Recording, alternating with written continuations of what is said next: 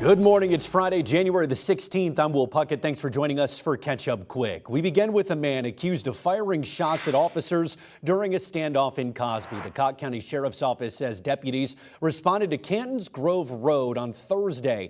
They found Mark Benson inside of a tent. When deputies went to approach him, they say he fired a shot. While negotiating, officers say Benson kept threatening to shoot them.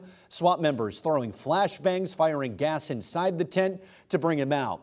He, however, kept firing shots. Benson, eventually taken into custody, is now facing felony charges. We're learning about a drug and gun bust in Knoxville Thursday. Yesterday, the Knoxville Sheriff's Office, the FBI, and the 9th Judicial Drug Task Force raided a home on Strawberry Plains Pike. Deputies say they found about 1.5 ounces of fentanyl, 50 grams of marijuana, and 4 guns, including an AR-style pistol. 4 people were arrested. Shaylin Edwards, Alexandra LaPlume, John Lamb, and Ontario Montgomery all face multiple charges today. Well, a Pigeon Forge police officer has been fired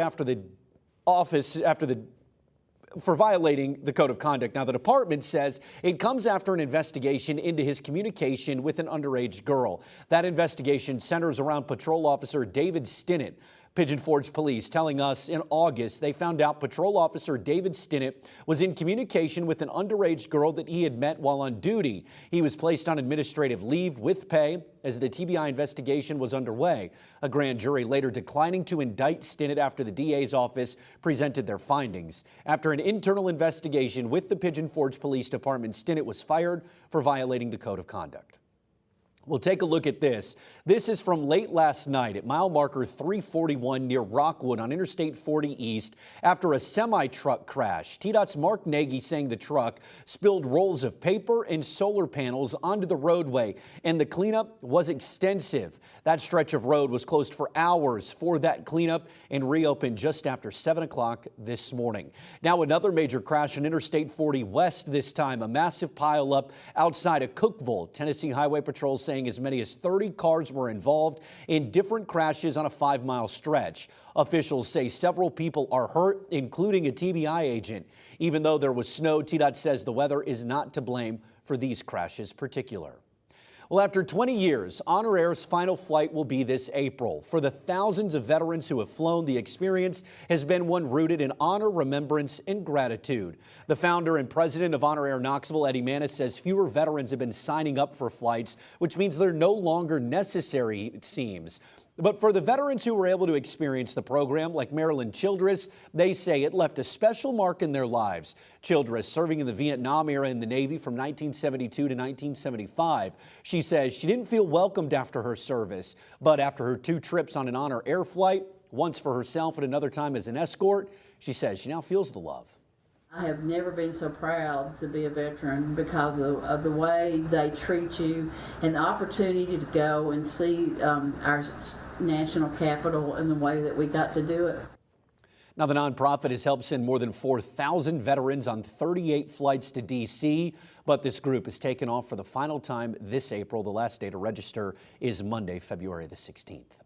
Well, right now, a group in East Tennessee is pushing for human traffickers to be held accountable. That group says their victims face more charges than their abusers. The Community Coalition Against Human Trafficking says just last year, there were more than 700 cases of people asking for help. That's 100 more than the year before. Kate Trudell is the director of the coalition that gives free services to survivors. She says traffickers force their victims often to commit crimes to control them. Trudell then says victims tend to feel like they have nowhere to go or can't make a report because of their criminal history. So she says it's important to shift the attention to traffickers and hold them accountable. The coalition is helping human trafficking victims in Bledsoe and Knox County jails. That includes therapy and connecting survivors to resources to set them up when they get out.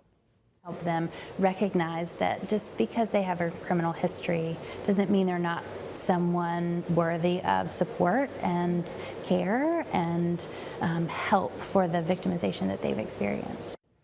Trudell says people need to look beyond situations like homelessness, substance abuse, or criminal history to be able to help victims. She says you can reach out to the coalition to learn more about human trafficking, and we have the links in your WVLT News app. Well, we told you about this story first on Monday. Blount County Commission does not want the Peary's Mill Dam to be removed. Now they're doubling down. Last night, commissioners passing a resolution that opposes the dam's removal. This comes after the Army Corps of Engineers announced plans that they plan to get rid of it. Even though the resolution passed, they say and they know that it really won't stop the project from moving forward. It's all ceremonial. But at the commission meeting, John Giles said that the board got a letter from the mayor that has him questioning whether or not the dam should stay. He says at the end of the day, it's about protecting the community. The Blount County Sheriff's Department has done quite extensive look into the structural integrity of the dam, and they find some major concerns with things that, like cavities that are 8 feet deep underneath the foundation, that could impact and probably does impact the structural integrity of the dam. The other issue is that I think at one point in time in one of the cavities they actually found a full carcass of a deer.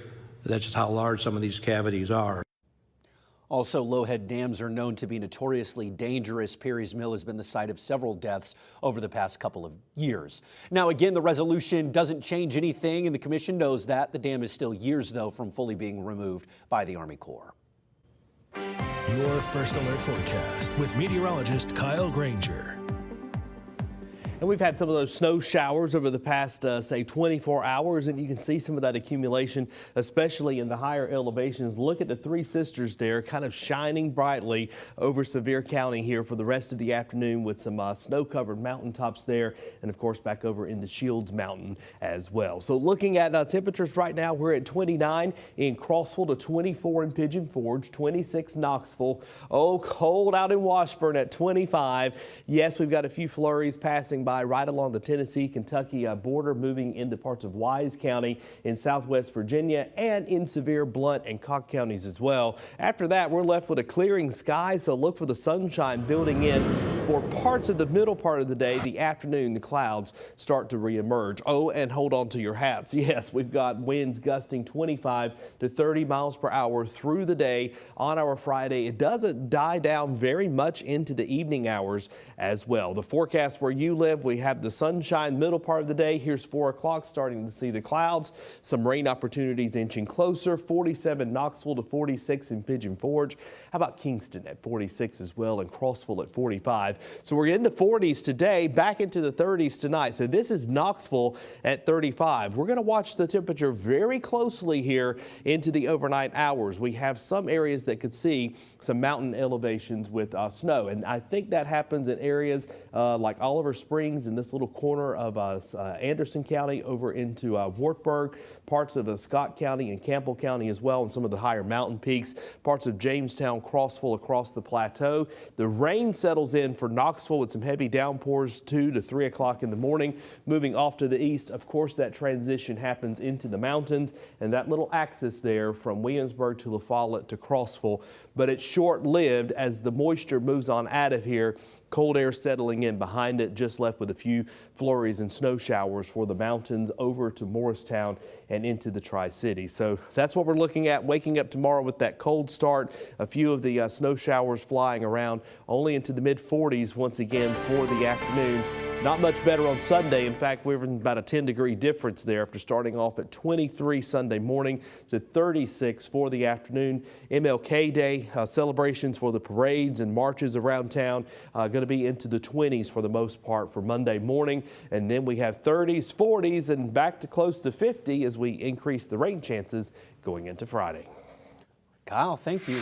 Well, Governor Bill Lee signed a proclamation this morning designating this Monday, January 19th, as Dolly Parton Day in Tennessee. That's to honor the country music icon's 80th birthday. It recognizes Parton's life, legacy, and contributions to Tennessee and is Tennessee's favorite daughter. That proclamation highlights Dolly's commitment to service and philanthropy through the Dollywood Foundation and the Imagination Library. With that, she's helped provide hundreds of millions of free books to children around the world. The governor encourages all Tennesseans to join in celebrating Dolly's contributions to the state and beyond. Last September, Dolly postponed her first Las Vegas residency in 32 years, citing health challenges. The Grand Ole Opry is also hosting a show to celebrate Dolly's music on Saturday and her birthday, but Parton said in the social media post that she is not going to be in attendance, but adding that she will be sending her love to everyone. Well, Dolly Parton also announced Thursday that she would be releasing a new version of a song she released in 1977, along with a music video. The new version of Light of a Clear Blue Morning will feature Lainey Wilson, her goddaughter Miley Cyrus, Queen Latifah, and Reba. Parton originally writing the song in 1976 and later released it the year later on her album New Harvest First Gathering. It has more than 7 million plays on Spotify. It's now been 3 days since the application window opened for Tennessee's school voucher program, and there is already overwhelming interest. Governor Bill Lee saying more than 50,000 applications have been submitted. That's for both new and renewing applications. The program provides state money to families to help pay for private school. Those applications close on January 30th. Well, massive federal spending bills are continuing to make their way through Congress, and one could have a major impact on East Tennessee's economy. The Energy and Water Appropriations Act is passed in Congress. It was introduced by East Tennessee Congressman Chuck Fleischman. The act provides continued funding for Oak Ridge National Lab and the Y-12 Security Complex. It also boosts spending on advanced nuclear research. Congressman Fleischman says the funding keeps Tennessee at the front of the nuclear boom. Tennessee was just ranked as a state #1 in nuclear in the country. And think about how competitive it's been. We're looking at about $10 billion, and that's with a B, of annual federal investment. Our friends in Anderson and Roane County are going to be thrilled, but the reality is so many people in Knoxville live in Knoxville and work at Oak Ridge. The act also helps fund the Army Corps of Engineers and their effort to manage flood control systems across the Tennessee Valley. In total, the bill has $10 billion set aside for East Tennessee. It's now heading to the president's desk for his signature. Well, this year's legislative session will be the last for a longtime East Tennessee state representative. Yesterday, Jeremy Faison announcing on social media he is not seeking re-election this year. He was first elected back in 2016. He represents his home of Cocke County, along with parts of Hamblin and Jefferson counties. Faison has played a big role in recovery efforts following Hurricane Helene. He also says representing part of East Tennessee has been one of the greatest honors of his life. WVLT is proud to be your official station of the Vols, and the 24th ranked Tennessee basketball team getting ready for its big Bortle rivalry. The Vols take on Kentucky tomorrow afternoon inside the Food City Center. Last time out, UT took down Texas A&M in double overtime. A win tomorrow moves the Vols to 3-2 in SEC play. The last time Kentucky and Tennessee played, a big Tennessee victory in the Sweet 16. Tip-off is tomorrow at noon. You can watch the game on ESPN. Lady Vols also have a pretty big matchup this weekend as they travel down to Alabama to Tuscaloosa to take on the Crimson Tide. Tennessee is looking to get to 5-0 in SEC play, but it'll be the toughest SEC test yet for UT. Bama is 17-2 on the season, ranked 21st in the country. Tip-off for the Lady Vols is Sunday at 2 o'clock. You can catch it on the SEC Network. And the Tennessee cheer and dance team in Orlando just competed in a semifinal round of the national cheer competition. The competition lasts all weekend. Tennessee team is no stranger to national titles. They've won 7 times, most recently in 2021. We will find out if the team moves on to finals at 11:45 today. If they do move into the finals, we'll let you know where they stand at 9:30 tonight. Well, the dance team performs this afternoon in their jazz prelim. They take the stage at about 4:38. The team has earned national championship titles 7 times before also. Well, the Gay Street Bridge has been back open for pedestrians for about a month now, and to celebrate that feat, the city of Knoxville is hosting a fun walk. It's happening this evening. You can walk, bike, or run in the race. You don't need to show any registration. All you have to do is just show up and get a bib. Race bibs can be used to get discounts at some local businesses. The event starts at 6 p.m. There will also be snacks, music, and photo opportunities at the finish line.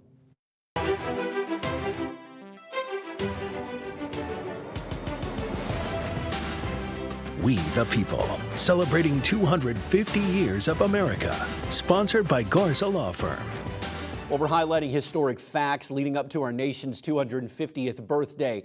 And on this date in 1991, January the 16th, Operation Desert Storm began. The U.S. and a broad coalition of allies were determined to push an invading Iraq out of Kuwait. Massive air and missile attacks on targets in Iraq and Kuwait began at 7 p.m. Eastern Time. The war lasted 43 days. That's going to do it for Catch Up Quick for us this week. We appreciate you joining us. As always, you can stay up to date inside the WVLT News app, on your desktop at WVLT.tv, on all of our social media pages, and streaming 24/7 on WVLT+. We'll see you back here on Monday.